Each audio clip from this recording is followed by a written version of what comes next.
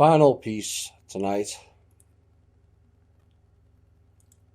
and this is part of a piece that was done by Tyler Durden of Zero Hedge, and my comments are at the end. And he asked, why are companies all over the world suddenly desperate for workers? When the labour shortage started in the United States, a lot of people blamed overly generous government handouts, but that doesn't explain why the exact same thing is happening in nation after nation all over the globe. There aren't enough factory workers, there aren't enough truck drivers, there aren't enough port workers, there aren't enough employees to properly staff our stores. And the shortage of doctors and nurses is becoming a major crisis in some areas. And during normal times, we were always told that the global economy was not producing nearly enough jobs for everyone. But now, for the very first time, we are facing an enormous worldwide labour shortage. And he said, it is almost as if millions upon millions of people suddenly disappeared from the system. Earlier today, he said, I was stunned to learn that a new survey has discovered that 69% of global companies are having a hard time finding enough people to hire. And a survey of nearly 45,000 employers across 43 countries showed 69% of employers reported difficulty filling roles, which is a 15-year high, according to employment services provider Manpower Group Inc. At the same time, 15 countries focused in Europe and North America reported their highest hiring intentions since the survey began in 1962. Just a few years ago, any company that was willing to pay decent wages would be absolutely flooded by job applications. But now everyone can't stop talking about the shortage of workers. So where did all the people go? Normally, he said, global supply chains run as smooth as butter, but now they are in a complete and utter state of chaos, is because there's simply not enough workers for them to operate. On a very basic level, we need people to make stuff, pack stuff, ship stuff, transport stuff, unload stuff, and sell stuff. A supply chain crunch that was meant to be temporary now looks like it will last well into next year, as the surging Delta variant upends factory production in Asia and disrupts shipping, posing more shocks to the world economy.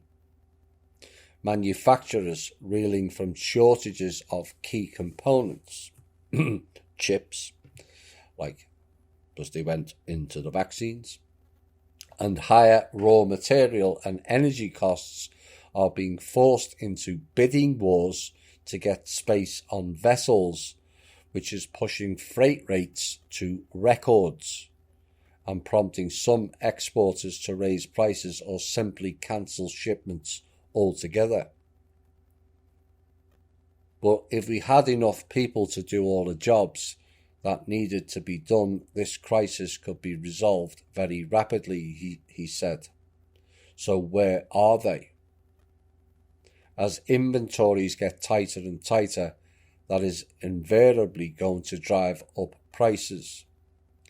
And earlier this week, one of my readers emailed me about the shortages and price increases that she's seen in her local area. And she said, you can't find frozen turkeys, frozen hens, frozen Cornish hens, and the supply chain has indeed been cut. There was only one box of oatmeal on the shelves of our local food store that are normally stocked through the gills with food. prices are higher. Tomato sauce in a can, what was 99 cents last year, now costs $1.50. Chicken drumsticks last year were 89 cents a pound, now they're $1.39 a pound. And she said, we only buy meat that has been reduced. A rump roast, for instance, was marked down from $18 to $7.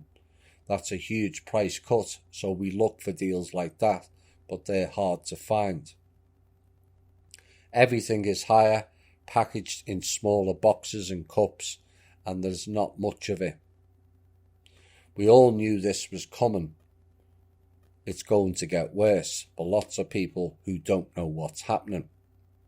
We have goats for goat milk and meat if we need, chicken for eggs, and we put back lots of produce we found on sale over summer in the freezer to boost our garden. But they said it's shocking how much just is not there. The shelves are empty, moved closer together, and bare spots are everywhere in grocery stores these days. Now, I mentioned this in a show when I was still in Florida. So pre-August 2018, and in particular how many Walmart shelves were empty. Now, the reporter said, unfortunately, what we've experienced so far is just the beginning. Global food supplies are going to continue to get tighter, and that is going to continue to drive food prices upwards. Another sector of the economy where labour shortage is having a big impact is the healthcare industry. Lately, I've been coming across lots of stories about people dying because they can't get care that they need. And just before I started writing this article, Tyler said, I came across a heartbreaking story about a 70-year-old woman in Canada that dropped dead after a 6-hour wait in a local emergency room when she died early Wednesday in Kamloops, British Columbia, hospital emergency waiting room after a 6-hour wait for care. Of course, Kamloops is known for genocide of kids in the children's homes, churches and hospitals as well. And he said nobody should ever have to die that way due to a lack of care. But it's going to keep happening because there is an acute shortage of healthcare workers right now. All over the nation, the shortage of nurses has become a really big deal, and new mandates are just making things even worse. Hospitals are struggling to comply with the state nurses' staffing requirements as pandemic-induced burnout has exacerbated an already chronic nursing shortage nationwide. But burnout isn't the only thing compounding California's nursing shortage. The state's new vaccine mandate for healthcare workers is already causing headaches for understaffed hospitals even before it is implemented. Some travelling nurses who are in high demand nationwide are turning down California assignments because they don't want to get vaccinated. And there is a serious shortage of doctors as well, and this is a phenomenon that we are witnessing all over the globe. For example, over in the UK, the NHS may be unable to cope this winter because of a frightening shortfall of more than 50,000 doctors, according to the head of the British Medical Association. Here in the United States, our healthcare system has never been so close to a state of collapse. In fact, one doctor recently wrote an article in which he claimed that it has already collapsed. A resident physician who was only trained in an era of COVID and said, I was asked to consider graduating from school early in April 2020 to help with medical staff shortages. Why was it short then? That's before the virus kicked in. And he said, my time as a doctor has been defined by working in a system that has already collapsed.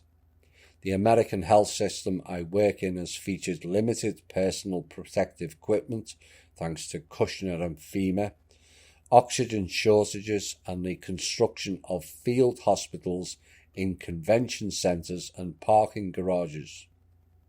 Last winter, many hospitals across the country instituted crisis standards of care and were forced to ration health services based on criteria that few people envisioned would be used outside of a mass casualty event like a terrorist attack.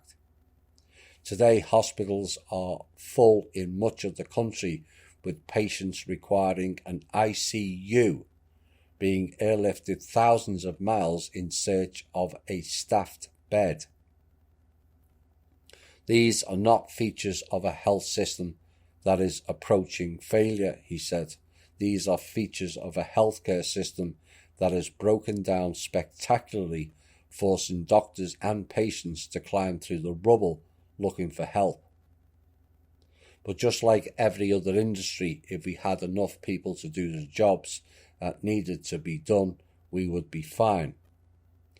In all the years that I've been writing about the economy, Tyler said, finding enough workers has never been a problem. Yet here we are in the middle of 2021, and all of a sudden there are millions and millions and millions of empty jobs all over the globe. Once again, there is a question that I must ask, he said. Where did all the people go?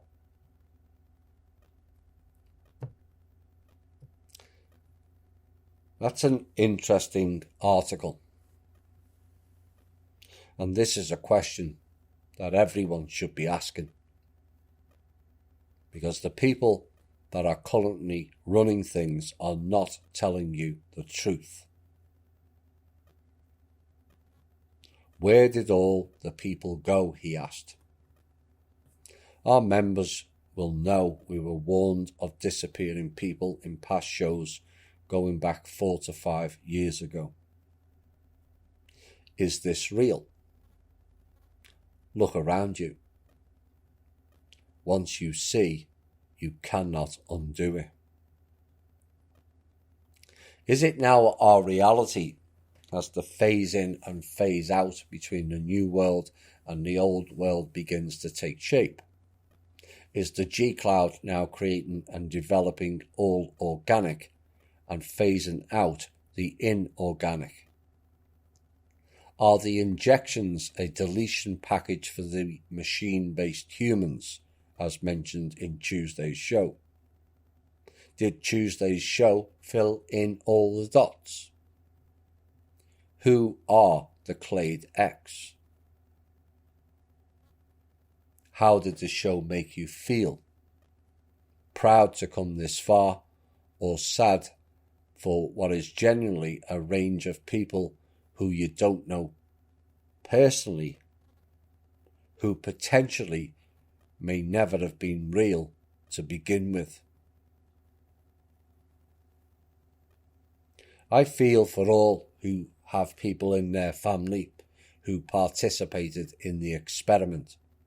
I have members of my own family who have done so as well. So don't think it doesn't affect me as well. It affects us all. I received a message following the show Tuesday that at least confirms one aspect of the US military experiments. And it said my husband was in the US Air Force for 3 years and the Marines for 9. He and his entire ship were experimented upon. His body is still reacting to this day. And she said there's so much truth in what you revealed on Tuesday night.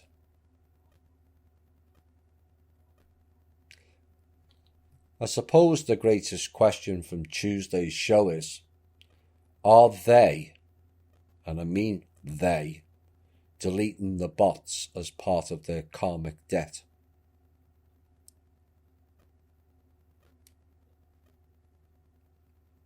A reminder of a past show ending called "You Are Not Ones and Zeros." Perhaps it was said at the time slightly cryptically, but perhaps now, as you have all grasped things a lot more, it may make more sense. And it said, so we had organic, higher developed souls pave the way and prepare for the full return of organic life here and the planet's restoration to organic life that will have consequences for the inorganics that are left here. Phasing and shifting will increase. This has been the Truth, Honour and Integrity Show. My name's Thomas Williams. Bye for now.